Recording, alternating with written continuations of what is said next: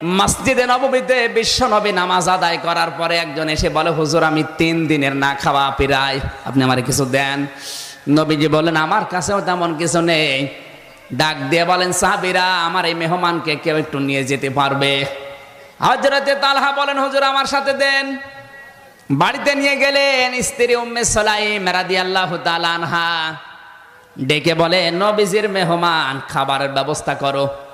স্ত্রী স্বামীর কানে মুখ দিয়ে বলে, আপনি কি করলেন? যে খাবার আছে শুধু 2টা ছেলে মেয়ের হবে, আমাদেরই না খেয়ে থাকা লাগবে, আর আপনি এর মাঝখানে আবার আরেকজন মেহমান নিয়ে আসলেন।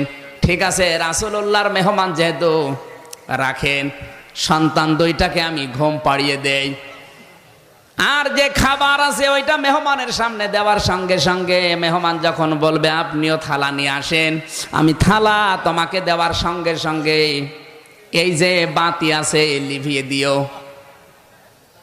থালাটা নিয়ে এমনি এমনি নাড়াচাড়া করবা, আর উনি বুঝবে না আমার সাথে খাচ্ছে। এভাবে খাওয়া শেষ হয়ে গেল। ফজরের নামাজ পড়তে মসজিদে নববীতে গেলেন। বিশ্ব নবী ওদেরকে দেখার পরে বলে, তালহা মেহমানের সাথে কি এমন আচরণ করেছো, আল্লাহর আরশ খুশি হয়ে গেছে।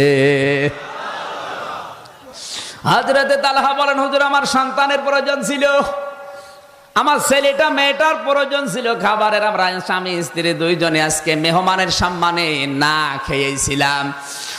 আল্লাহর নবী বলেন, তালহা তোমার এই আচরণে আল্লাহ এত বেশি খুশি হয়ে গেছে, সূরা হাশরের 9 নম্বর আয়াতটা তোমার নামে আল্লাহ নাযিল করে দিয়েছে।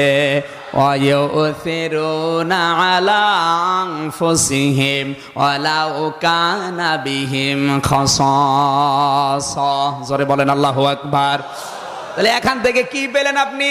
শুধু নিজে খেয়ে পরে বাঁচবেন, নিজের আখের গোছাবেন, মানুষের খোঁজ খবর রাখবেন না তা না। নিজের প্রয়োজন থাকার পর অন্যের অগ্র অধিকার দেওয়া লাগবে, তাহলে আল্লাহর দরবার আপনি কবুল হতে পারবেন।